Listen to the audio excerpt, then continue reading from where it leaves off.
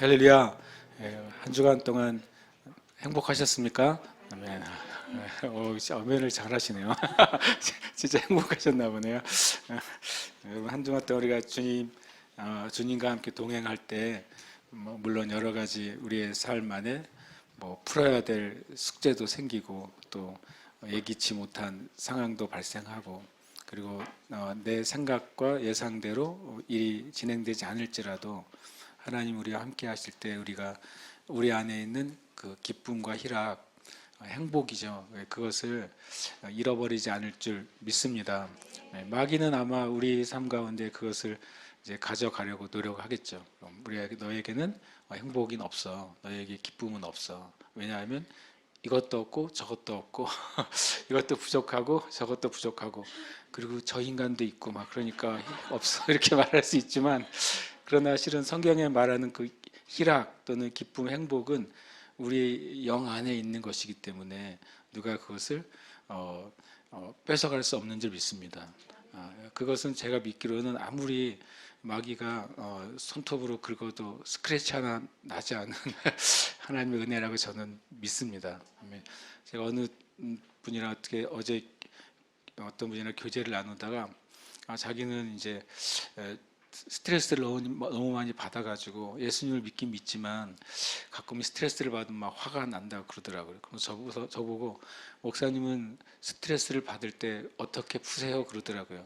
그리고 제가 이 기회가 왔다 그래가지고 난 스트레스를 안 받아요 그랬어요. 그랬더니 동그랗게 나를 쳐다보는 거예요. 그래서 제가 이렇게 말했죠. 실제로 알고 보면 우리가 스트레스를 받는다라고 말할 때 그거를 누가 받는 거죠? 그랬더니 내가 받는 거죠. 그러더라고요. 그러면 내가 선택할 수 있는 거라고 말씀드렸어요. 외부에서 뭔가 오는 자극은 내가 선택할 수 없잖아요.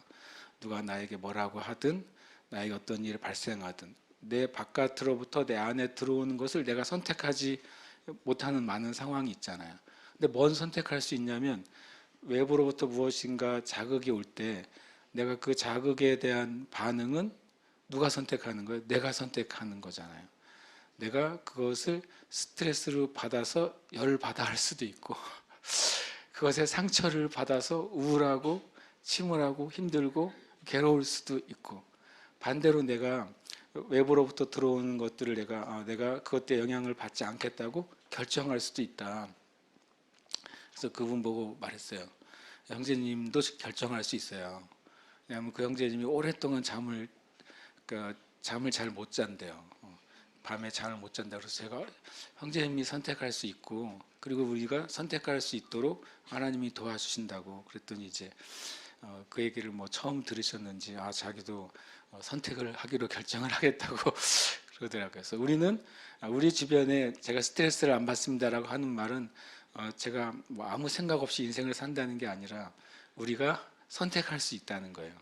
선택할 수 있고 더 나아가서 선택한 다음에 결정해서 행동할 수도 있어요. 심지어 우리는 저와 여러분이 하나님 안에서 우리 안에 주신 희락과 은혜를 선택하시기를 축복합니다.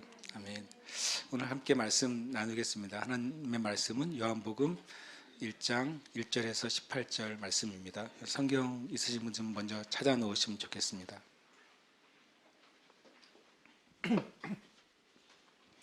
함께 말씀 봉독하겠습니다. 태초에 말씀이 계시니라. 이 말씀이 하나님과 함께 계셨으니 이 말씀은 곧 하나님이시니라. 그가 태초에 하나님과 함께 계셨고 만물이 그로 말미암아 지은 바 되었으니 지은 것이 하나도 그가 없이는 된 것이 없느니라. 그 안에 생명이 있었으니 이 생명은 사람들의 빛이라. 빛이 어둠에 비치되 어둠이 깨닫지 못하더라. 하나님께로부터 보내심을 받은 사람이 있으니 그의 이름은 요한이라. 그가 증언하러 왔으니 곧 빛에 대하여 증언하고 모든 사람이 자기로 말미암아 믿게 하려 함이라. 그는 이 빛이 아니요 이 빛에 대하여 증언하러 온 자라. 참빛 곧 세상에 와서 각 사람에게 비추는 빛이 있었나니 그가 세상에 계셨으며 세상은 그로 말미암아 지은 바 되었을 때 세상이 그를 알지 못하였고 자기 땅에 오매 자기 백성이 영접하지 아니하였으나 영접하는 자 곧 그 이름을 믿는 자들에게는 하나님의 자녀가 되는 권세를 주셨으니 이는 혈통으로나 육정으로나 사람의 뜻으로 나지 아니하고 오직 하나님께로부터 난 자들이니라. 말씀이 육신이 되어 우리 가운데 거하심에 우리가 그의 영광을 보니 아버지의 독생자의 영광이요 은혜와 진리가 충만하더라. 그에 대하여 증언하여 외쳐 이르되 내가 전에 말하기를 내 뒤에 오시는 이가 나보다 앞선 것은 나보다 먼저 계심이라 한 것이 이 사람을 가리킴이라 하니라. 우리가 다 그의 충만한 데서 받으니 은혜 위에 은혜로라. 율법은 모세로 말미암아 주어진 것이요 은혜와 진리는 예수 그리스도로 말미암아 온 것이라. 본래 하나님을 본 사람이 없으되 아버지 품속에 있는 독생하신 하나님이 나타내셨느니라. 아멘. 오늘 말씀이 엄청 길지요. 요한복음인데요. 1장 18절에 생명의 빛이신 예수님이란 주제로 함께 말씀 나누기를 원합니다. 제가 이제 잠깐 기간 동안 시청에서 이제 지나가는 분들에게 말씀을 설교한 적이 있었다 그랬잖아요. 그때 첫날 갔을 때에는 실제로 제가 무슨 얘기를 했는지 모르는 상태로 그냥 지나가는 분들에게 말을 막 했어요. 그래서 집에 돌아와서 보니까 내가 무슨 설교를 했는지를 모르겠는 거예요. 그러니까 첫날 지나가는 사람들에게 벤치에 서서 설교를 한다고 했는데 내가 무슨 본문으로 설교를 했는지, 내가 예수님 믿으라고 뭐라고 말했는지 기억이 안 나요. 왜냐하면 그날은 너무 그 첫날 벤치에 이제 신발을 벗고 양말 신은 채로 그 버스를 기다리는 분들에게 설교를 한다고 했는데 정말 내가 무슨 말 했는지 모르겠는데 한 30분이나 얘기했는데, 그래서 집으로 돌아와서 엄청 고민을 했어요. 내가 또 다음 주에도 토요일 날 나가서 지나가는 사람들에게 설교를 해야 되는데 다음 주에도 내가 무슨 얘기를 했는지 모르고 돌아오면 어떡하나. 그래서 내가 뭔가를 설교해야 될지를 정해야 되겠다. 그래서 일주일 동안 굉장히 이제 기도하면서 주님, 제가 그 시청 앞에 버스를 기다리는 분들한테 무슨 설교를 할까요? 그 고민을 많이 했어요. 그러다가 이제 요한복음을 이제 펴게 됐어요. 요한복음에 보면은 반복적으로 나오는 말이 있어요. 내가 진실로 너에게 이르노니, 그러면서 나는 점점점이다, 이렇게 되는 그런 문장이 여러 번 나오게 됩니다. 마치 이제 하나님께서 모세에게 나는 스스로 존재하는 자다 이렇게 말씀하셔서 자기가 누구인지를 하나님 스스로 말씀하신 것처럼 요한복음에서는 예수님이 자신이 누구인지를 스스로 말씀하시는 책이 요한복음이에요. 그래서 그때 이제 그 9개의 예수님이 자신을 누구라고 말씀하셨는지에 대한 내용을 이제 찾아가지고 10분짜리 설교를 이렇게 9개를 준비했었어요. 그래서 이제 1시간 설교를 하면 10분짜리를 6번 하는 거죠. 왜 6번 했을까요?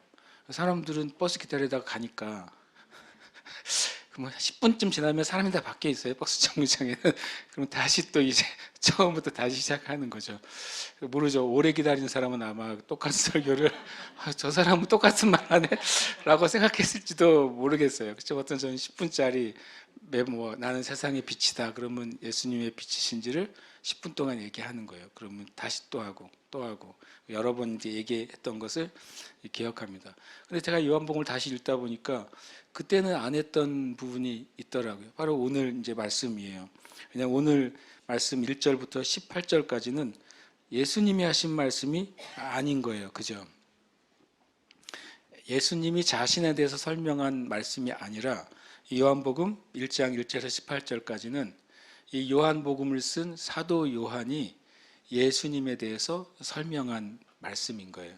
그렇게 보면 사도 요한은 전체적으로 예수님이 어떤 분인지를 자기가 알고 있는 예수님에 대한 깨달음, 예수님에 대한 지식, 예수님에 대한 계시를 요 요한복음 앞에 서문처럼 가져다 놓은 것이죠. 거기에 아주 중요한 사도 요한이 깨달은 그 예수님에 대한 진리가 담겨 있다는 것을 제가 오늘 보게 됐어요.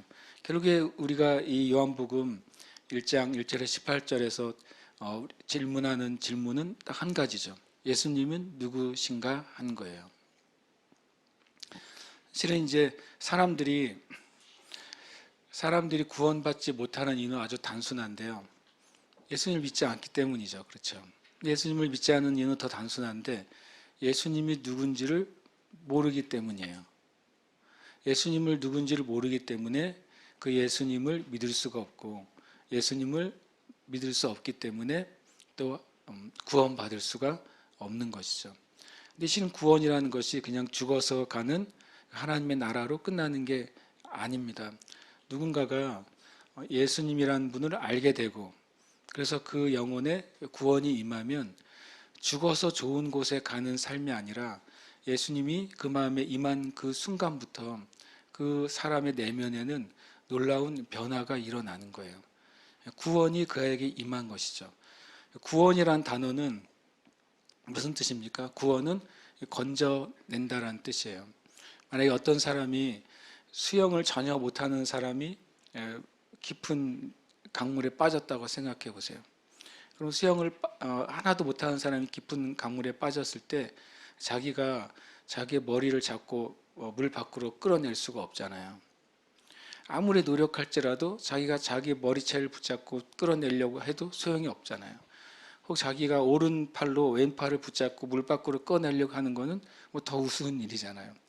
그게 마치 인간이 죄로 말미암아 결국엔 죽게 되는 인간이 하는 모든 노력, 그것이 이제 수영을 하지 못하는 사람이 강물에 빠져서 스스로 헤어나려고 하는 노력하고 똑같은 거예요. 결국에는 노력하면 노력할수록 어떻게 됩니까? 더 강물 깊숙이 빠져 들어가죠. 제가 군 생활하는 중에 한번 도하 훈련을 하다 죽을 뻔했다는 말씀을 드린 적이 있잖아요. 이제 총을 이렇게 얼기설기 엮은 조그만한 뗏목에 싣고 기관총을 싣고 가는데 처음에는 문제가 없었다가 같이 갔더니 이제 부사수가 물에 빠져들기 시작했고 저는 그 부사수를 이제 손으로 잡았죠. 같이 이제 강물 속으로 이제 빠져 들어가는 거예요. 그런데 이제 막 몸부림을 치니까 잠깐 올라왔다가 정말 무슨 뭐 영화처럼 제 물이 수면 위로 싹 눈 밑으로 쏙 하더니 다시 고개가 빠지면 다시 물을 엄청 먹고 다시 또 막 몸에 발버둥을 치면 다시 잠깐 올라왔다가 잠깐 정말 0. 몇 초 세상 보고 다시 표면 밑으로 물이 몸이 쑥 가라앉아요. 그 경험은 정말 잊을 수가 없더라고요. 그 얼마 되지 않은 몇 초가 된 경험인데 그렇게 3번 오르락내리락하고 물속에 쑥 들어갔어요. 그래서 제가 그 잠깐 사이에 이렇게 죽는구나 이렇게 생각을 하는 동안에 갑자기 엄청 강한 힘이 저를 끌어당기더라고요. 그러니까 이 선임하사와 몇 명이 이제 서로 이제 손을 잡고서 이제 떠내려가는 저를 이제 붙잡은 거죠. 그래서 제가 끌려 나와서 엄청 물을 쏟아내고 살아났어요. 그래서 구원이 그런 거예요. 구원이 내 힘으로는 나의 죄의 문제, 내 힘으로는 내 인생의 문제, 내 힘으로는 마음 깊은 곳에 있는 해결할 수 없는 그 존재 문제를 해결해 주는 거죠. 그것은 내 힘이 아니라 나의 바깥으로부터 나를 끌어내 주는 게 구원이에요. 구원은 건진다는 의미를 갖습니다. 그러니까 내가 구원받은 이후에는 저와 여러분이 물에 잠겨 있을 때 건진 받았다면 이제는 숨을 제대로 쉴 수 있는 것이죠. 이제는 손발을 제대로 움직일 수 있는 거예요. 이제는 제대로 말하고 듣고 볼 수가 있는 거예요. 누군가가 구원받았다면 그 사람의 삶에는 반드시 변화가 시작되게 되어 있어요. 그러면 구원 얻기 전과 구원받은 후는 완전히 다른 상태이기 때문이죠. 물속에서 허우적거리는 상태와 거기서 빠져나와서 자유롭게 된 상태는 완전히 다르잖아요. 예수님이 누구신지를 아는 사람은 구원을 받는 것입니다. 그러나 예수님이 누구인지 알지 못하는 사람은 실은 구원의 은혜를 실은 알 수가 없는 거예요. 그래서 요한복음 1장 1절에서 18절은 아주 명확하게 예수님에 대한 중요한 진리 몇 가지를 우리에게 가르쳐 주고 있습니다. 만약에 여러분 누군가 와서 예수님이 누구세요? 라고 물어보면 여러분은 이제 어떻게 대답을 하시겠어요? 각자 여러분이 성경 말씀 안에서 생각하는 것, 깨달은 것, 또 배운 것을 당연히 말할 수 있을 겁니다. 근데 제가 보기에 제일 좋은 거는 요한복음에 있는 예수님에 대해서 말할 때 아주 제대로 말할 수 있는 말씀이 요한복음 말씀이라고 저는 생각합니다. 특별히 1장은 그런 말씀을 우리에게 가르쳐 주세요. 그래서 우리가 오늘 예수님이 누구인지 요한복음 1장 이 말씀을 통해서 우리가 명확하게 이해하고 그것을 우리가 가지게 되시길 축복합니다. 그리고 그것을 또 누군가에게 성령께서 말할 수 있는 기회를 주신다면 예수님은 이런 분이라는 것을 여러분이 전달하게 되시기를 축복합니다. 예수님은 누구신가? 요한복음 1장 1절 이렇게 말씀하세요. 한번 읽어볼까요? 태초에 말씀이 계시니라. 이 말씀이 하나님과 함께 계셨으니 이 말씀은 곧 하나님이시니라. 아멘. 제가 내일 퀴즈 한번 냈었죠. 태초에라는 말이 비슷하게 나오는 문장이 어디에 나옵니까? 창세기 1장 1절에 나오잖아요. 창세기 1장 1절에 태초에 하나님이 천지를 창조하시니라. 이제 원래 그건 7단어로 되어 있는데 어쨌든 창세기 1장 1절에 태초라는 단어가 나와요. 그리고 요한복음 1장 1절도 태초라는 말씀이 나와요. 그러면 창세기 1장 1절에 태초가 빠를까요?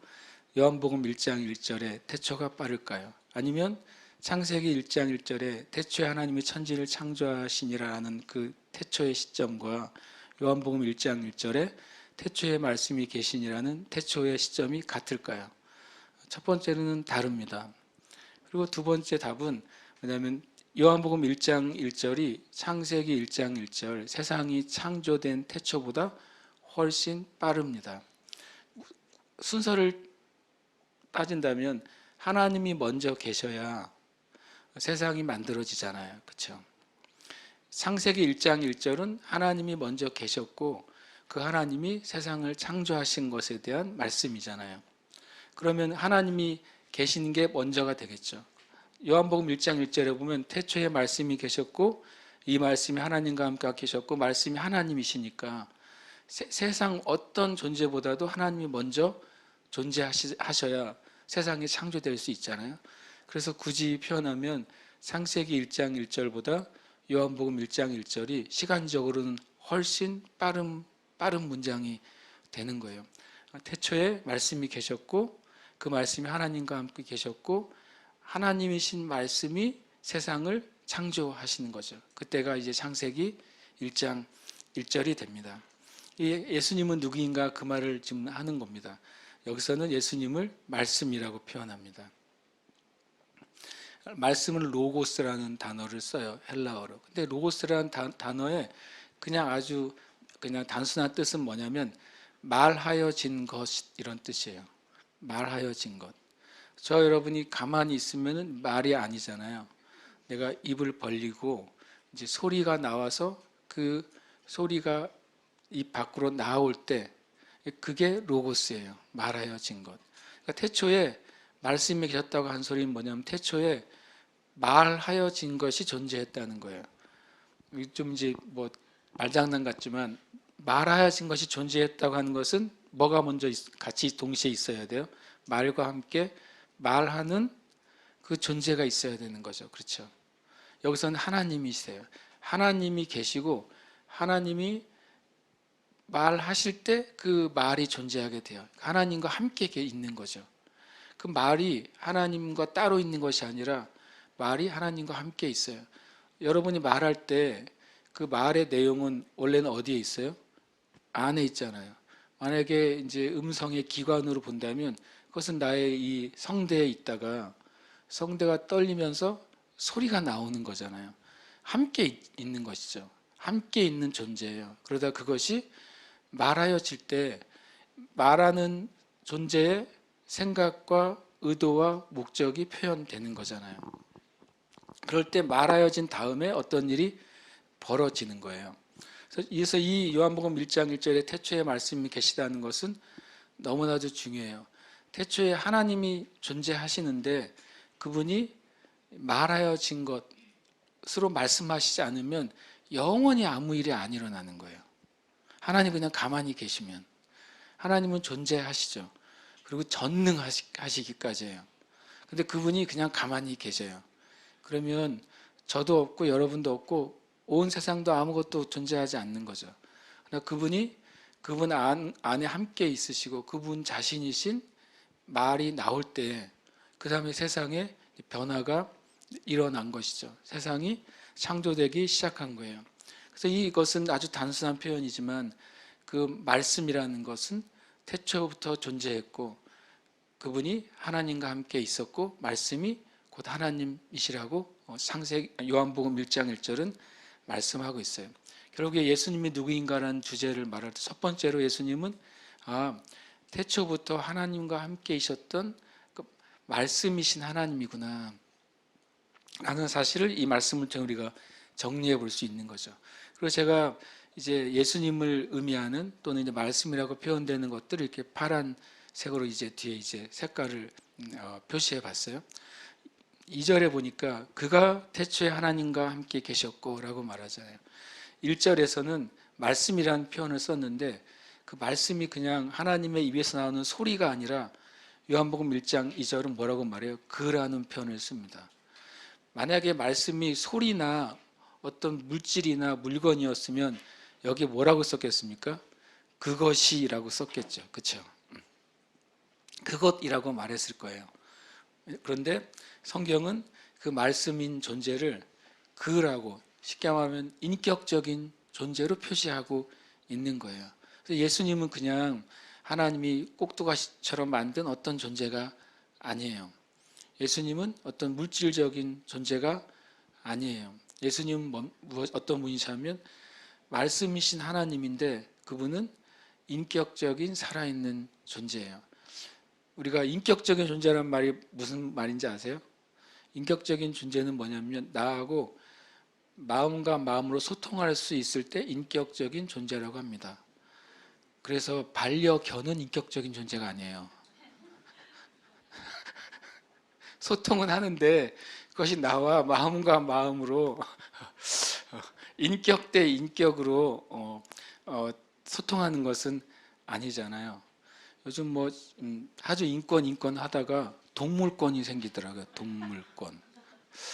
그게 참 대단하죠. 동물권이라는 말을 하기 시작하면서 어떤 이들은 자기 고양이한테 재산을 물려주잖아요.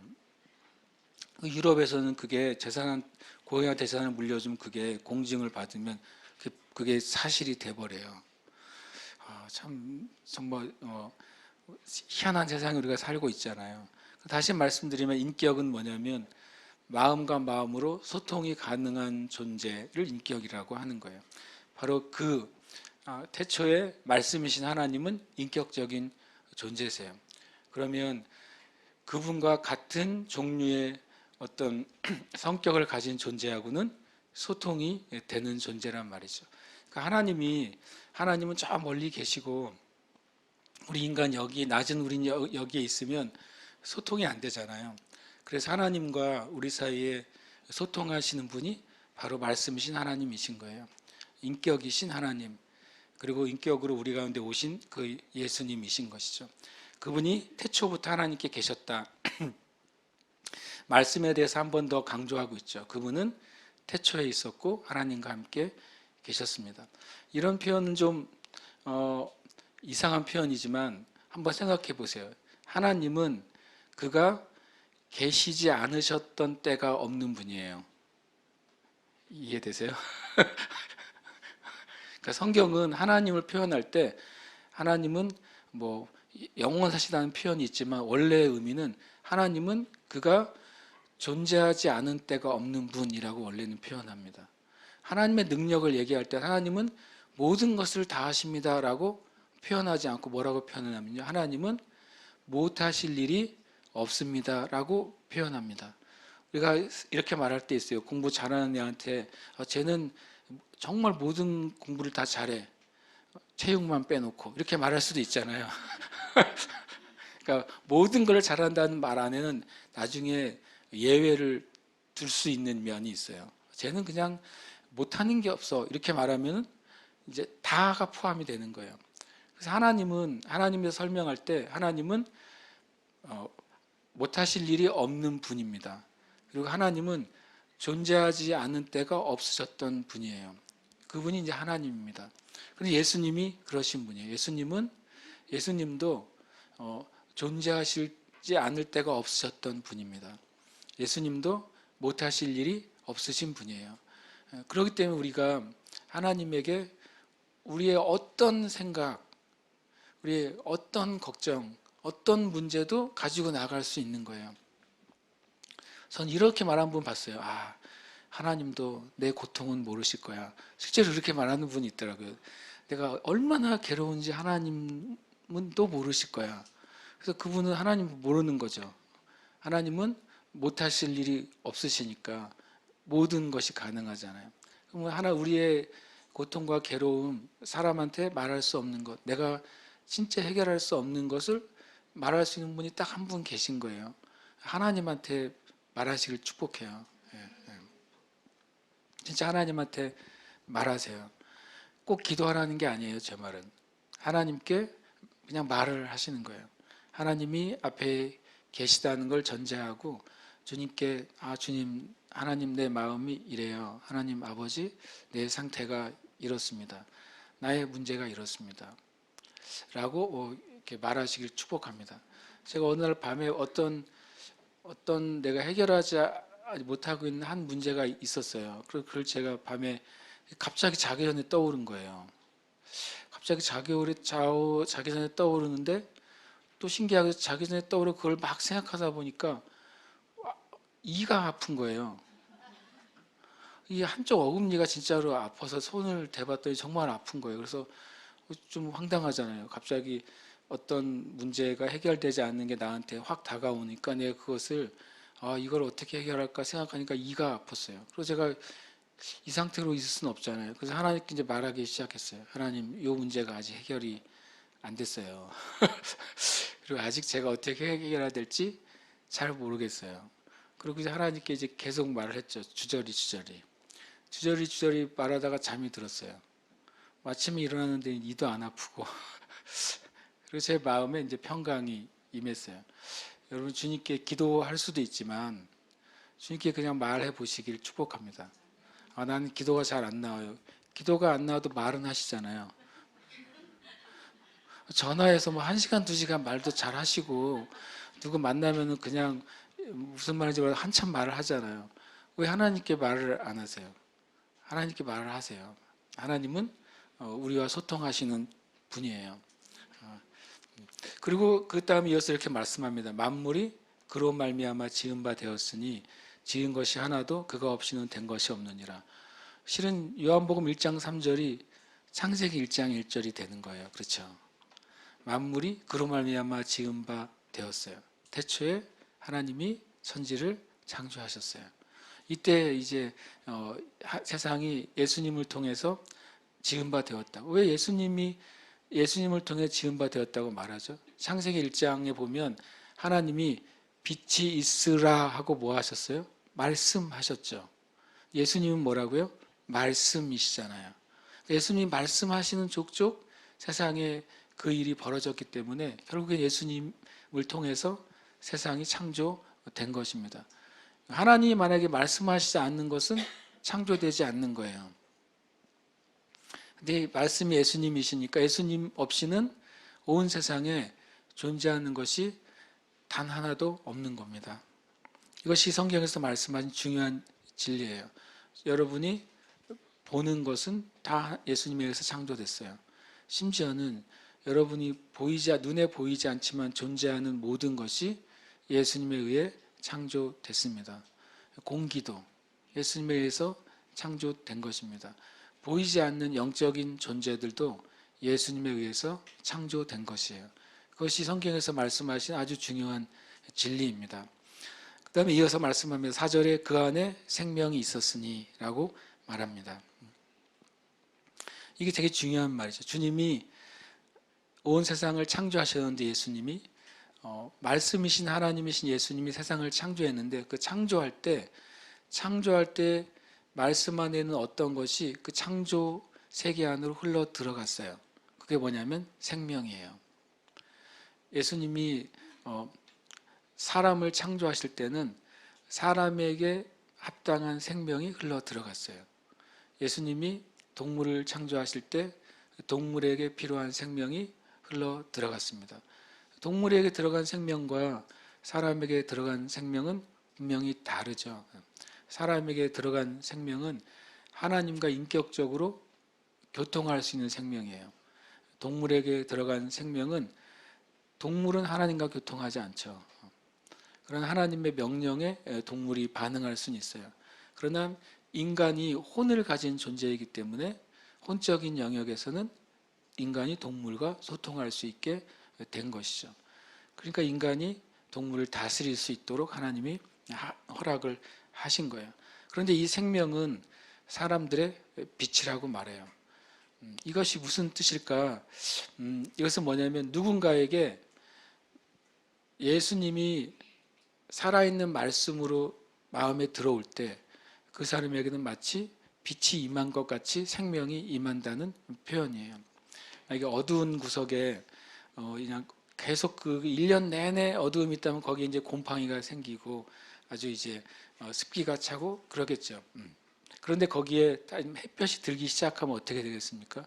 햇볕이 들기 시작하면 그냥 가만히 내버려도 만약 햇빛만 계속 몇 날 며칠 쐬면 곰팡이는 어떻게 됩니까? 사라지는 거죠. 마치 어떤 사람의 마음에 예수님이 빛으로 들어오면 그 사람 안에 그런 일이 벌어지는 거예요. 여러분 예수님을 만나셨습니까? 그러면 여러분 안에 그 일이 일어나고 있는 것입니다.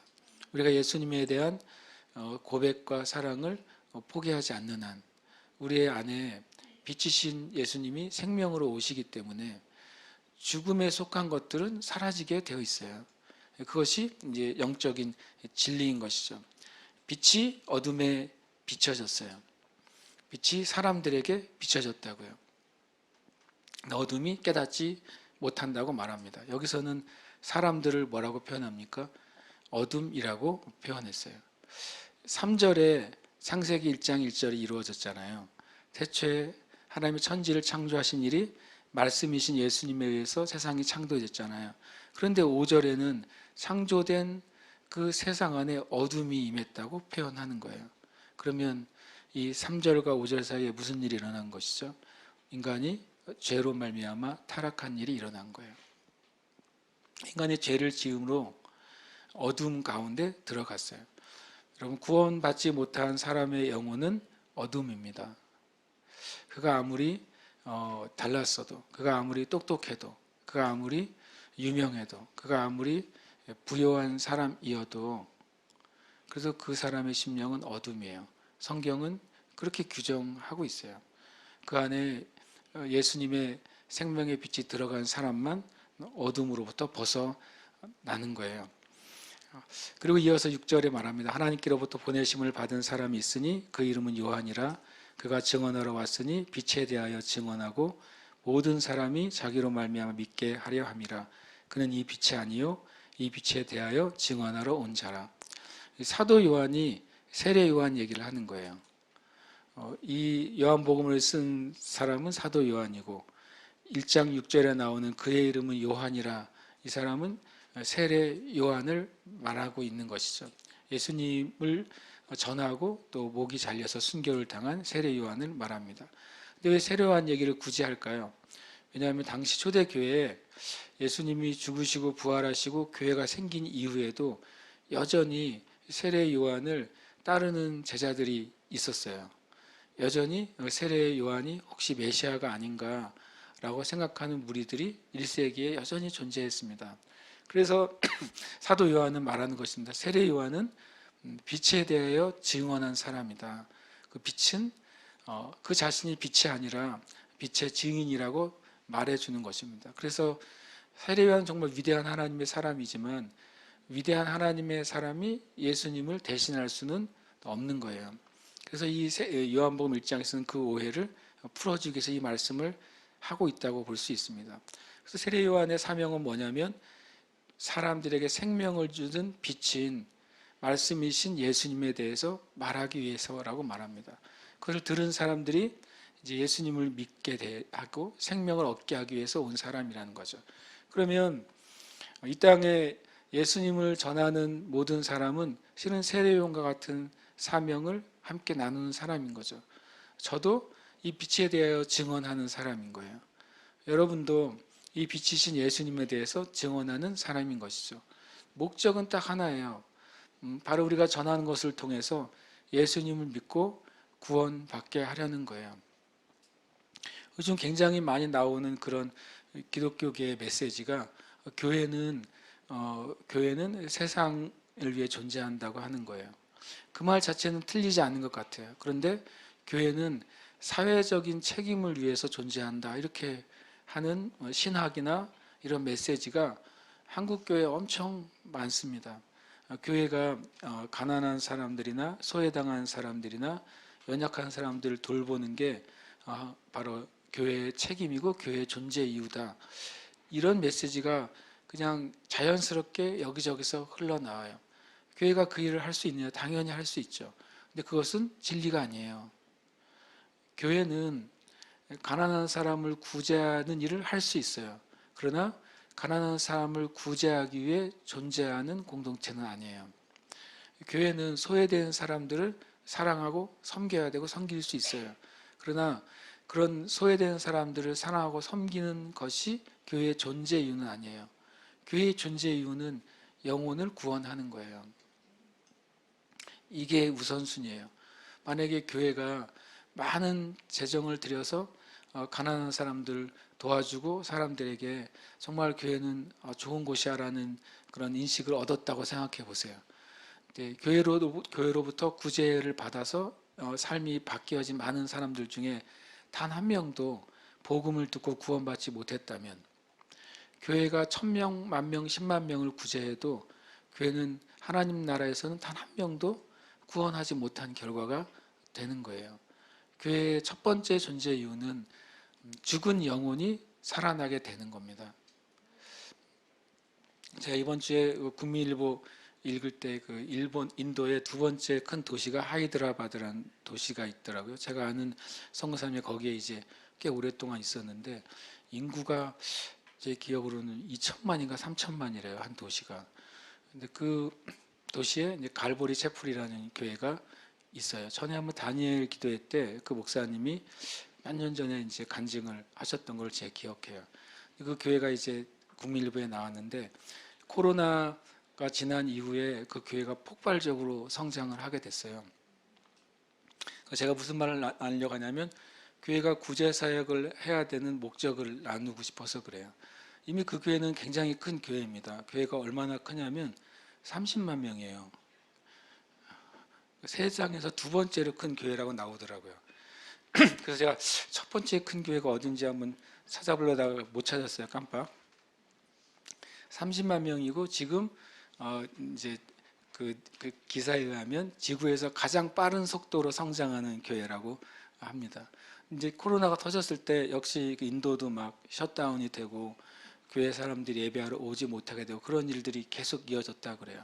그래서 그 목사님이 기도를 했대요. 하나님, 이 코로나 때 우리 교회가 무엇을 할 수 있는지. 그래서 기도하는데 주님이 재밌는 말씀하셨다 그래요. 식량을 사모하라 그러셨대요. 그래서 이 목사님이 그 말씀에 순종해가지고 이제 쌀과 식량을 사기 시작했어요. 처음에는 5만 불 어치의 쌀을 샀답니다. 그러니까 5만 불만 돼도 이제 뭐 우리나라 돈으로 한 6천만 원 정도 될까요? 그 정도 되겠죠. 6천만 원어치 이제 식량을 샀어요. 근데 주님이 계속 사라 그러니까 계속 사기 시작했고, 그래서 제가 헷갈리네. 200만 불인가 300만 불어치의 식량을 샀어요. 엄청난 양의 식량을 교회가 뭐 쌀창고가 된 거죠. 엄청나게. 교회 아마 그내 제 한 구석에 엄청난 쌀이나 그런 식량이 가득 차 있었을 거예요. 아마 코로나 기간 동안에. 그래서 그 하이드라바드 그 지역에 코로나가 최고로 어려울 때, 수많은 사람들이 죽어 나갈 때, 그때 하나님이 그 아무것도 없는 사람들에게 그 식량을 나눠주라고 하셨어요. 그래서 그 교회가 한 달치의 이제 식량 키트를 만들어서 진짜로 필요한 사람들에게 나눠줬죠. 그냥 달라고 해서 주지 않았다 그러더라고요. 우리가 지금 식량이 없어요 그러면 그 교회에 이제 실사단이 가서 그 사람의 상황을 보는 거예요. 정말 식량이 없고 죽어가고 있는지. 그러니까 교회가 어떻게 구제해야 되는지를 제가 그 기사를 보고 알았어요. 그냥 교회가 사회적인 인식이 좋아야 되니까 막 나눠주고 퍼주면 교회가 사람들에게 칭찬을 받고 하나님의 영광이 되겠지. 천만의 말씀인 거예요. 그래서 실제로 사람들이 필요한 사람들이 있으면 우리가 주겠다라고 광고를 했더니 정말 수많은 사람들이 식량을 달라고 연락이 왔대요. 그러면 교회에 지체들이 가서 실제 그 사람의 상황을 보고 정말 진짜 먼저 필요한 사람들에게 한 달치 식량을 줘서 그 사람들이 그 코로나 기간에 죽지 않고 살게 된 거예요. 그랬더니 인도 16개 주에서 이 갈보리 채플에 대한 기사를 특집으로 낸 거예요. 그래서 오히려 코로나를 지나면서 수많은 사람들이 교회로 몰려오기 시작했어요. 그들이 이제 단순히 쌀이나 식량이 아니라 정말 이 사랑을 흘려보낸 그 교회로 온 것이죠. 그리고 그들이 예수님을 믿고 구원받았어요. 교회의 목적은 무엇인지를 저는 그 기사를 읽으면서 다시 한번 생각하게 됐어요. 교회의 목적은 영혼을 구원하는 거예요. 교회의 목적이 죽은 영혼들을 살리는 것이 교회의 목적이죠. 이 말 그대로 빛에 대하여 증언하고 믿고 구원받게 하는 것, 그것이 교회의 사명이고 저와 여러분의 사명입니다. 그것을 위해서 우리는 많은 일을 할 수 있어요. 그 영혼을 구원하기 위해서 더 많은 일도 할 수 있고 그동안 하지 못했던 많은 일도 할 수 있는 것이죠. 그것이 최우선적이고 최종의 목표가 되어야 되는 것입니다. 그리고서 이제 그 빛을 표현합니다. 세상에 와서 각 사람에게 비추는 빛입니다. 저는 이 구절이 참 너무 감사했어요. 그 생명을 주는 빛이신 하나님이신 말씀이신 하나님, 예수님이 세상에 오셨는데 예수님이 오셨을 때는 실은 지금의 팔레스타인, 이스라엘 그 땅에 계셨잖아요. 예수님이 공생의 기간 동안 다니신 장소라고는 예루살렘, 그 사마리아, 갈릴리, 나중에 조금 두로와 시돈 한두 번 가시고, 실은 예수님이 다니신 공간을 만약에 표시한다면 대한민국 지도로 보면 경상남북도와 강원도 그 정도 지역이 이스라엘 지역이고 예수님이 그 정도 안에서만 활동을 하셨어요. 그런데 이 말씀은 신기한 말합니다. 세상에 와서까지는 이해가 돼요. 예수님은 실제로 이 땅에 33년 정도 이 땅에 사람으로 오셨으니까. 그런데 각 사람에게 비추셨다고 말하고 있는 거죠. 각 사람만이 그렇게 되면 당시에 유대인들에게만 비추셨는데 모든 사람에게 비추셨다고 요한복음 1장 9절은 말하고 있는 거예요. 왜냐하면 예수님이 죽으시고 부활하시고 승천하셨고 예수님의 영이신 성령님이 우리에게 임하셨을 때 그것은 각 사람에게 임하는 빛으로 임하신 것입니다. 한 사람도 예외 없이 주님 우리에게 빛으로 임하셨어요. 때로는 우리는 하나님께 어떤 컴플레인을 할 수도 있어요. 하나님 어떤 나라나 어떤 지역은 교회도 많고 그래서 복음을 전할 수 있는 복음을 들을 수 있는 이런 기회가 많지만 어떤 지역, 어떤 민족, 어떤 곳에는 복음을 전하는 사람도 없어 보이고 교회도 없어 보이는데 어떻게 그들이 구원을 받을까요? 저도 잘 몰라요. 그러나 성경은 말합니다. 모든 사람에게 주님은 빛으로 비춰주셨다고 말해요. 저는 성경을 믿습니다. 하나님의 방법과 하나님의 놀라운 지혜 안에서 하나님은 각 사람에게 구원의 빛을 비춰 주셨습니다. 그것은 우리가 다 알 수 없는 비밀 중에 하나입니다. 그리고 그가 세상에 계셨고 세상이 그로 말미암아 지은 바 되었으되 세상이 그를 알지 못하였고 자기 땅에 왔고 자기 백성에게 왔는데 영접하지 않았어요. 그래서 누가 필요한 것이죠? 요한과 같이 그 빛을 전하는 사람이 필요한 거예요. 요한과 같이 빛이 전하는 사람이 있을 때 그 사람이 바로 생명 얻는 하나님, 말씀이신 하나님을 만나게 되는 것입니다. 12절에 보면 이제 유명한 말씀이죠. 여기는 같이 읽어보겠습니다. 시작. 영접하는 자 곧 그 이름을 믿는 자들에게는 하나님의 자녀가 되는 권세를 주셨으니 이는 혈통으로나 육정으로나 사람의 뜻으로 나지 아니하고 오직 하나님께로부터 난 자들이니라. 아멘. 그 이름이라는 표현을 씁니다. 그 전까지는 말씀이신 하나님이에요. 빛이신 생명의 빛이신 예수님이에요.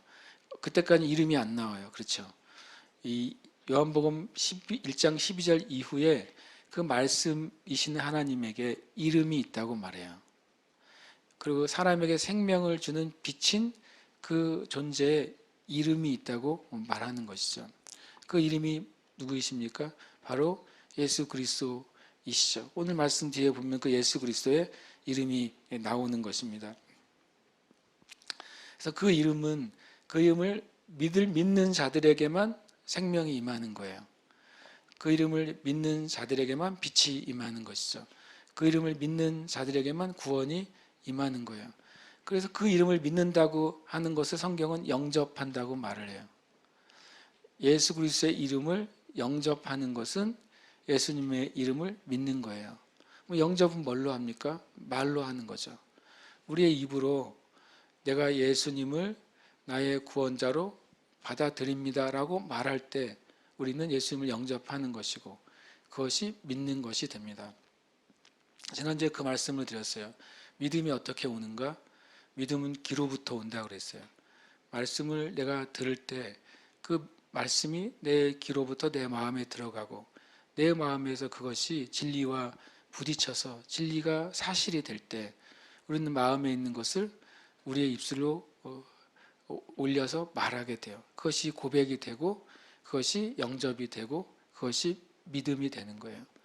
여러분이 만약에 설교 시간이나 성경을 묵상할 때 어떤 말씀에 은혜가 있다면 그것이 믿음에 되게 하는 방법은 뭐겠어요?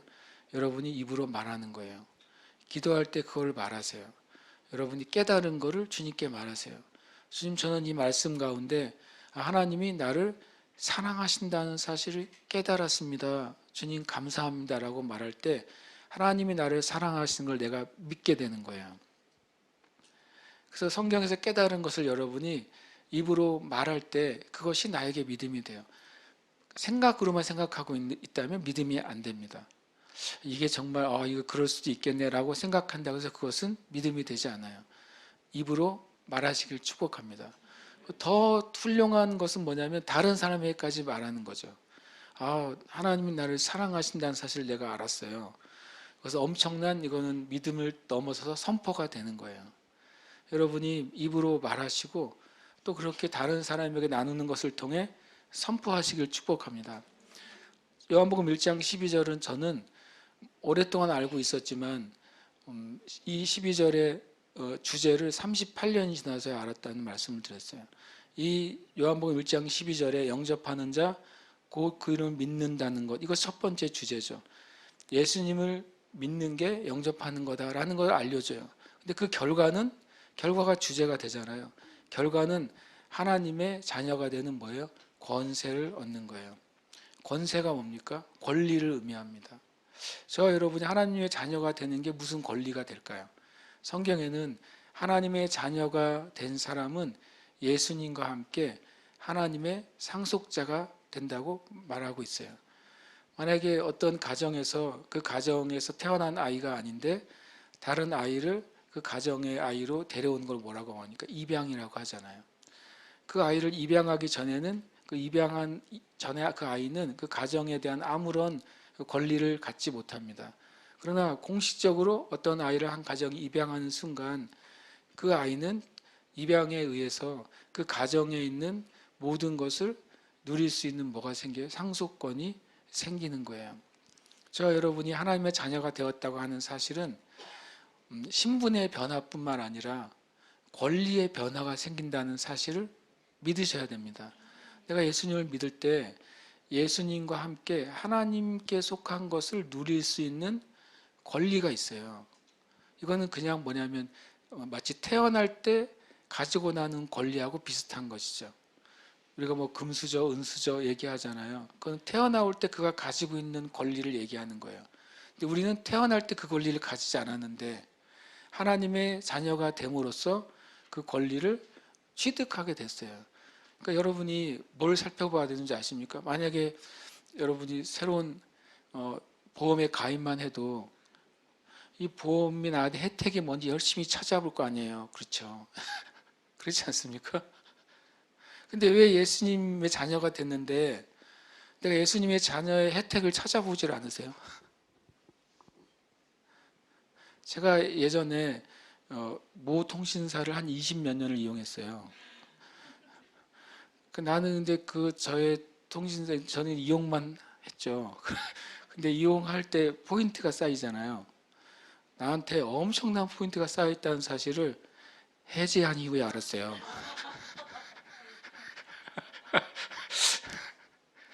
폰을 바꾸면서 통신사를 바꿨거든요. 나중에 봤더니 그 혜택이 이런 게 있었어요. 매달 두 번의 영화를 공짜로 볼 수 있는 혜택. 제가 20년 이상 썼으니까. 그 다음에 어떤 물건을 살 때 제가 이제 VVIP더라고요. 뭐 어떨 땐 10%든 20%를 그 포인트로 할인 받을 수 있는 혜택. 혜택이 무지하게 많더라고요. 해지하고 난 뒤에 깨달으니까. 여러분 인생을 떠난 다음에 하나님의 자녀의 혜택을 알게 되면 하나님 나라에 가서 얼마나 좀 억울하겠어요. 예수 믿고 구원받은 거 진짜 감사한데 나중에 여러분이 오래 사시다가 주님을 위해 잘 섬기고 주님 복음을 전하시다가 하나님 나라에 가시게 축복해요. 그런데 내가 하나님의 자녀의 권리를 모르고 살면 구원은 받았는데 저 같은 꼴이 나는 거예요. 아무런 혜택도 누리지 못한 채 그냥 구원받은 것으로 그건 너무 아깝잖아요. 하나님이 우리에게 주신 것인데. 그래서 여러분이 성경을 읽을 때 눈을 크게 뜨고 생각해 봐야 돼요. 내가 이 성경 안에 예수 믿는 하나님의 자녀에게 하나님이 뭘 주시겠다고 하셨는가? 예수 믿는 하나님의 자녀에게 하나님이 이미 주신 게 뭔가? 그거를 큰 눈을 부릅뜨고 읽어봐야 되지 않겠어요?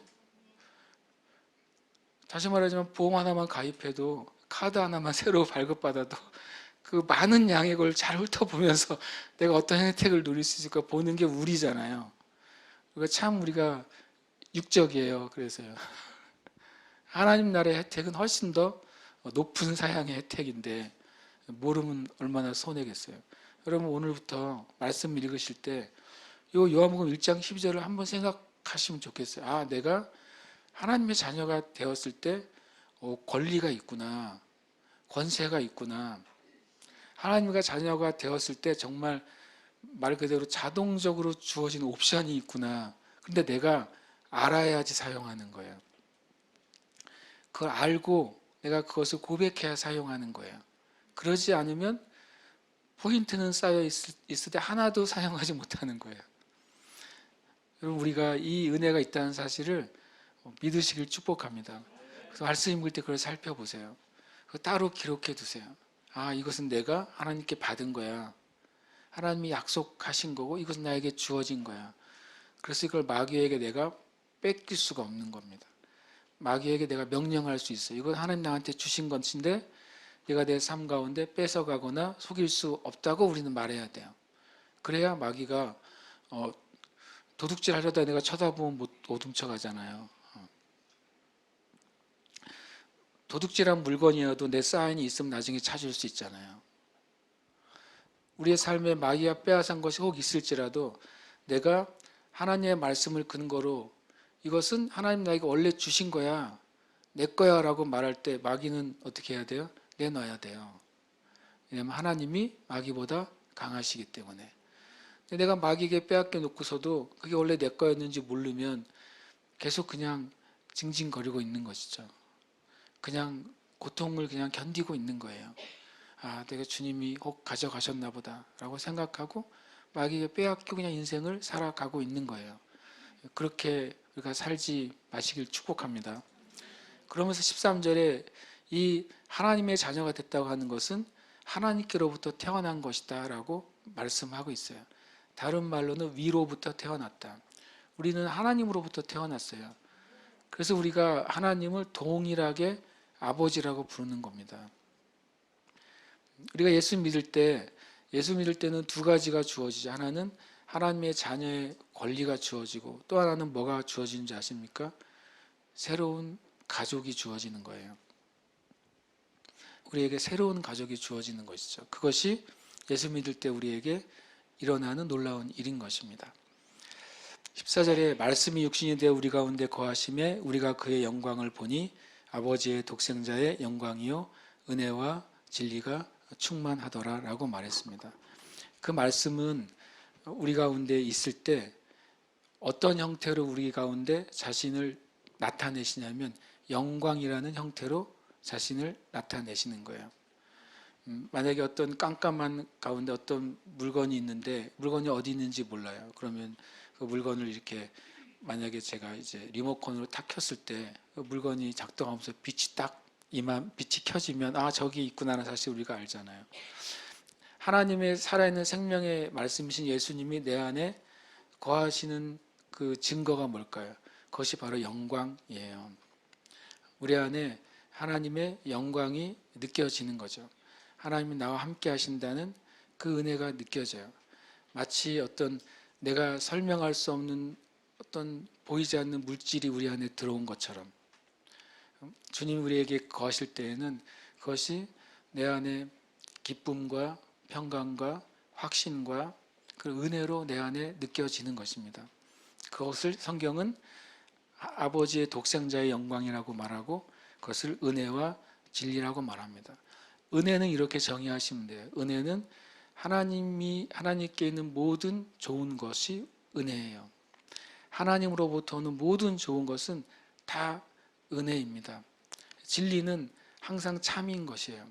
그러니까 예수님으로부터 나에게 은혜와 진리가 충만한 것이 들어오면 나는 하나님으로부터 오는 모든 좋은 것을 가득 차게 될 수 있고 우리의 삶 가운데 항상 참만 존재하는 거예요. 예스만 존재하는 것입니다. 안 되고 거짓된 것은 존재할 수가 없는 것입니다. 15절에 요한이 그에 대하여 증언하여 외쳐 이르되 요한이 말하면 이 요한은 세례 요한이죠. 세례 요한이 이렇게 외쳤습니다. 내가 전에 말하기를 내 뒤에 오시는 이가 나보다 앞선 것은 나보다 먼저 계심이라 라고 말합니다. 세례 요한은 예수님보다 한 7개월 정도 빨리 태어났죠. 사촌형이죠. 세례 요한이 예수님의 사촌형이에요. 그러니까 내 뒤에 오신다고 하는 것은 사람의 시간으로 예수님이 세례 요한보다 늦게 태어나셨어요. 그런데 본질적인 존재로는 예수님은 태초에 존재하셨어요. 이렇게 표현한 것이죠. 세례 요한이 내 뒤에 오시는 그 예수님은 나보다 앞선 것은 그 존재는 나보다 먼저 계신 분이다 라고 한 것이 이 사람을 가리킴이라. 요한이 처음으로 이제 사람이라는 표현을 씁니다.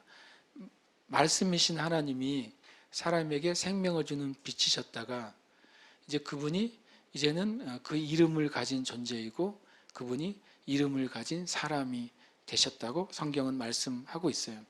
그러면서 계속 이어갑니다. 우리가 다 그의 충만한 데서 받으니 예수님 안에 은혜와 진리가 가득 차 있다고 그랬잖아요.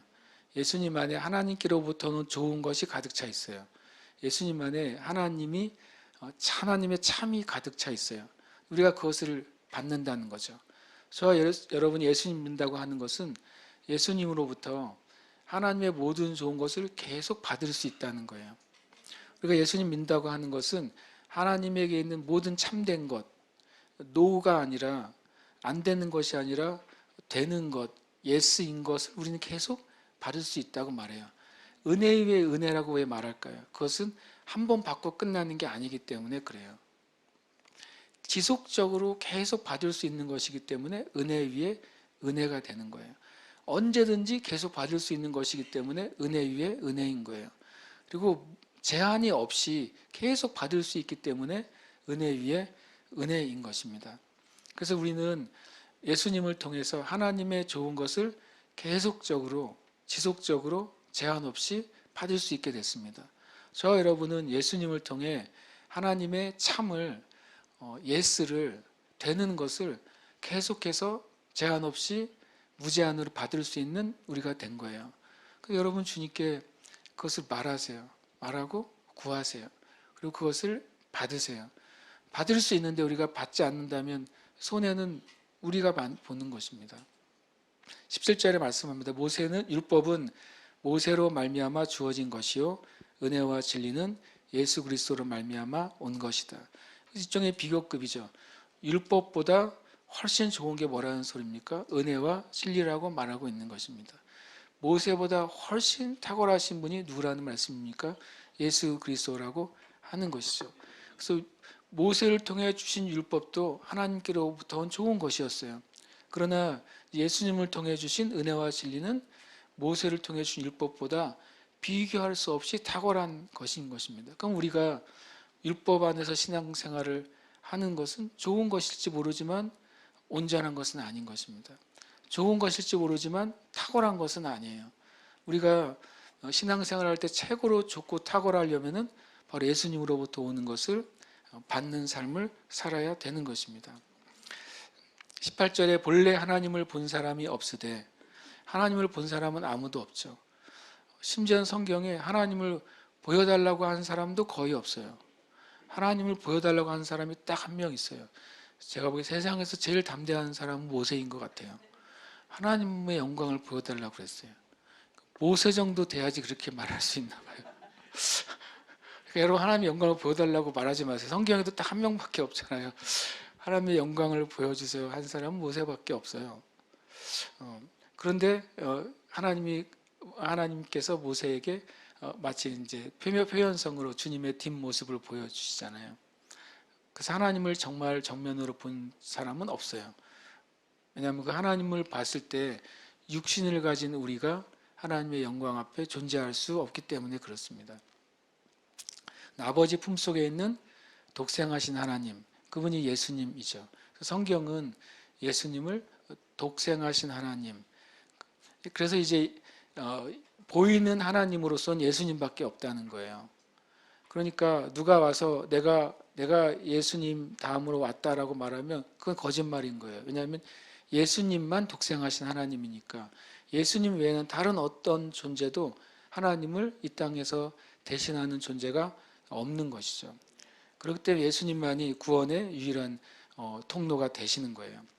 제가 1절부터 18절까지 그냥 숨차게 왔어요. 그래서 정리를 좀 하려고 합니다. 예수님은 누구신가? 이거 1절 읽겠습니다. 시작. 태초에 말씀이 계시니라. 이 말씀이 하나님과 함께 계셨으니 그 말씀은 곧 하나님이시니라. 예수님 누구이십니까? 말씀이신 하나님이에요. 그걸 다른 말로 성자 예수님이라고 말하는데, 성경의 표현으로 그대로 한다면 예수님은 말씀이신 하나님이신 것이죠. 그럼 예수님은 누구인가? 함께 읽겠습니다. 시작. 예수님은 생명의 말씀이에요. 말씀이신 하나님인데 그분이 생명을 주시는 말씀이라는 것입니다. 오늘 말씀에 1장 1절에 태초에 말씀이 계시는데 그분이 하나님이고 그 안에 생명이 있다고 말씀하고 있습니다. 너무나도 상식 같은 진리지만 예수님 외에는 구원받을 이름이 없습니다. 그래서 예수님 어떤 분들은 기독교는 너무나 편파적이에요. 왜 자기만 믿으면 구원받는다고 말할까요? 이렇게 말해요. 거꾸로 물어야 돼요. 진리가 되기 위해서는 그것이 유일해야 돼요. 진품이 두 개다. 그러면 이미 둘 중에 하나는 진품이 아닌 거잖아요. 진품은 하나만 존재하는 것을 진품이라고 말합니다. 그러니까 진리는 유일해야 돼요. 진리라는 속성 자체가 유일한 것을 주장하는 것입니다. 그래서 우리는 이 진리를 절대로 뒤로 포기할 수가 없는 것입니다. 두 번째 예수님은 누구신가 함께 읽겠습니다. 예수님은 참 빛이십니다. 왜 참 빛이라는 표현을 썼을까요? 성경에 그냥 빛이시라고 그러면 되는데 사도 요한은 한 번 더 예수님은 참 빛이라고 말했어요. 그 말은 이 말씀을 보면 좀 우리가 이해가 돼요. 이 말씀을 보시면 그 안에 생명이 있었으니 생명이 사람들의 빛이에요. 이 빛의 의미가 참 빛, 그 세상에 와서 각 사람에게 비추는 빛이라고 말했습니다. 이 말씀에 이런 말씀이 있어요. 한번 읽어볼까요? 시작. 비록 하늘에나 땅에나 신이라 불리는 자가 있어 많은 신과 많은 주가 있으나 그러나 우리에게는 한 하나님 곧 아버지가 계시니 만물이 그에게서 났고 우리도 그를 위하여 있고 또한 한 주 예수 그리스도께서 계시니 만물이 그로 말미암고 우리도 그로 말미암아 있느니라. 아멘. 세상에는 뭐가 있다고요? 많은 신, 많은 주가 있는 거예요. 그러니까 많은 빛과 같은 존재들이 있다는 거예요. 근데 성경은 참 빛은 오직 예수 그리스도 한 분뿐이시다. 그러나 우리에게는 한 하나님만 계시는 거예요. 또 우리에게는 한 주님만 계시는 거예요. 이것이 예수님이 누구신가에 대해서 예수님이 참 빛이시다고 하는 말은 오직 예수님만 한 분 하나님 한 주라는 것을 의미하는 것입니다. 마지막으로 예수님 누구신가 함께 읽겠습니다. 예수님은 독생하신 하나님이십니다. 예수님만이 하나님의 모든 것을 우리에게 보여주세요. 함께 읽겠습니다. 본래 하나님을 본 사람은 없으되 아버지 품에 독생하신 하나님이 나타내셨느니라. 이 말을 제가 자주 하는데요. 예수님은 하나님의 몇 퍼센트를 담고 있을까요? 100%입니다. 우리가 하나님을 알고 싶으면 예수님을 알면 돼요. 하나님의 뜻이 무엇인지 알고 싶으면 예수님의 뜻이 무엇인지 알면 돼요. 하나님의 성품을 알고 싶으세요? 그러면 예수님의 성품을 찾아보시면 되는 거예요. 하나님이 어떤 것을 우리에게 원하시는지 알고 싶으면 예수님이 우리에게 무엇을 원하시는지를 찾아보면 돼요. 왜냐하면 예수님은 유일하고 완전하게 하나님을 그대로 반영합니다. 100% 반영하시는 분이 예수님이에요. 그래서 복음서의 말씀을 여러분이 깊이 묵상할 필요가 있어요. 왜냐하면 예수님은 하나님을 100% 우리에게 알려주시기 때문에. 하나님을 알 때 우리가 하나님으로부터 오는 모든 것을 얻을 수 있다면 그럼 예수님을 알 때 하나님으로부터 모든 것을 얻게 되는 것입니다. 함께 이제 기도하고 싶습니다. 오늘은 요한복음 1장 1절에 18절 말씀을 제가 쭉 설명했어요. 저는 이런 기도를 드립니다. 주님, 요한복음 1장 1절 18절 가운데 우리 사랑하는 형제 자매들에게 예수님이 누구신지 그 말씀 가운데 한 절로 말씀해 주세요. 예수님께로 들어가는 문이 요한복음 1장 1절에 18절 가운데 한 구절을 통해서 예수님께로 들어가는 문이 열리게 해주세요. 이런 기도를 합니다. 함께 이 시간 고백하고 기도하겠습니다. 함께 고백합니다. 나는 예수 그리스도가 말씀이신 하나님이심을 믿는다. 한 번 더요. 나는 예수 그리스도가 말씀이신 하나님이심을 믿는다. 아멘. 고백합니다. 나는 예수 그리스도와 그의 말씀을 믿을 때 구원받았음을 믿는다. 아멘. 한 번 더요. 나는 예수 그리스도와 그의 말씀을 믿을 때 구원받았음을 믿는다. 아멘. 고백합니다. 나는 예수 그리스도를 통해 하나님의 모든 은혜와 축복을 받는다. 아멘. 한 번 더요. 나는 예수 그리스도를 통해 하나님의 모든 은혜와 축복을 받는다. 아멘.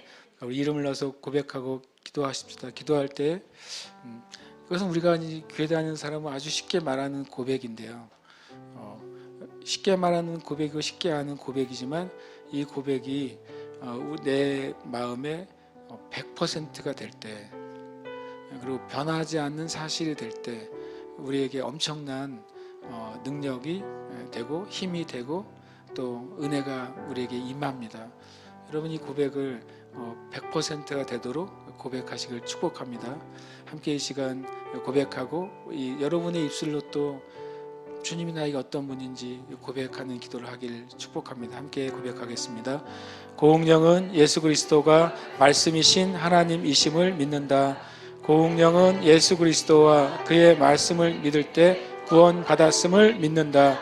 고운령은 예수 그리스도를 통해 하나님의 모든 은혜와 축복을 받는다. 아멘. 할렐루야. 주님 감사합니다. 주님, 저는 말씀이신 하나님, 태초부터 나를 창조하시고 나와 함께 하신 하나님이신 예수님을 믿습니다. 그분이 살아계신 말씀인 것을 믿습니다. 예수님의 말씀이 진리인 것을 믿습니다. 오직 예수님만이 저에게 영생을 주셨을 뿐만 아니라 오직 예수님만이 이 땅의 모든 사람에게 영생을 주시는 분이심을 믿습니다. 오직 예수님만이 나의 죄를 용서해 주셨음을 믿습니다. 오직 예수님만이 나와 영원히 함께 하시고 떠나지 않는 분인 것을 믿습니다. 하나님, 주님과 주님의 말씀이 진리입니다. 예수님이 진리이시고 예수님의 말씀만이 진리입니다. 진리는 항상 참입니다. 항상 예스입니다. 하나님, 내가 예수님 안에 있을 때 모든 문제들에서 나는 참을 갖습니다. 모든 문제들에서는 예스의 사인을 받습니다. 예수님 안에서 불가능한 것은 없습니다. 예수님 안에서 안 되는 것은 없습니다. 예수님 안에서 노는 없습니다. 오직 예수님 하나님 안에서 예스가 되시고 아멘이 되십니다. 주님, 사랑하는 것들 가운데 제 안에 모든 말씀이 참이 되고 모든 말씀이 예스가 되고 모든 말씀이 아멘이 돼서 그 말씀 우리 가운데 임하는 은혜가 있도록 축복하여 주시옵소서. 주님, 이 시간 우리는 예수님 안에서 모든 것을 받고 또 받습니다. 예수님 안에서 평안을 받고 또 받습니다. 예수님 안에서 치유를 받고 또 받습니다. 예수님 안에서 우리의 문제가 해결된 것을 받고 또 받습니다. 예수님 안에서 우리의 문제 해결을 받고 또 받습니다. 은혜 위에 은혜의 은혜를 받습니다. 주님, 이것을 믿음으로 고백합니다. 믿음으로 선포합니다. 믿음으로 받아들입니다. 하나님, 그 은혜가 온 교회들 가운데 부어지도록 축복하시옵소서. 하나님, 감사합니다. 예수님은 태초부터 계셨던 말씀이신 하나님이시고 예수님은 나에게 영생을 주시는 생명의 빛이십니다. 예수님은 독생하신 하나님이시고 하나님의 모든 것을 우리에게 가져다 주시는 분이십니다. 하나님, 이 단순한 믿음이 우리 안에 온전한 믿음이 되게 하시고 이 단순한 고백이 우리 안에 100% 사실이 되게 해주시옵소서. 그럴 때 성경에 있는 모든 진리가 우리에게 온전한 진리가 되고 성경에 있는 모든 약속이 우리에게 100% 역사하는 약속이 되는 줄 믿습니다. 사랑하는 성도들, 함께 이 시간 예배하는 모든 형제 자매들 가운데 오직 예수 그리스도가 나의 주 되심과 오직 예수 그리스도가 나의 안에 생명이 되심과 오직 예수 그리스도가 내 인생의 온전한 답이 되심을 깨닫게 하시고 그 안에 바로 서게 하여 주시옵소서. 이 시간 주님 믿음으로 드리는 예물을 드립니다. 하나님, 모든 예물 위에 축복하시고 복되게 하시옵소서. 11주의 예물을 주님께 드린 이들 가운데 하나님, 그의 삶 가운데 그 손에 재물 얻는 능을 더하시고 하나님 나라의 형통과 축복의 은혜가 그 손 가운데 부어 주시옵소서. 그래서 하나님 나라 안에 귀한 거룩한 통로, 사랑의 통로로 사용되도록 축복하여 주시옵소서. 주님, 주님께 감사함으로 또 예물을 드립니다. 주일 주님 앞에 나올 때 빈손으로 나오지 아니하고 주님께 예물을 드립니다. 드리는 모든 예물을 드리는 손길에 축복하시고 하나님께서 하나님의 것으로 하늘의 것으로 갚아주시고 채워주시고 넘치게 하여 주시옵소서. 그렇게 행하시는 주님을 찬양합니다. 또 찬양으로 봉헌하는 가정 가운데 축복하셔서 가정 안에 축복이 날마다 흘러가도록 역사하여 주시옵소서. 감사드리고 살아계신 예수님 이름으로 기도드립니다. 아멘.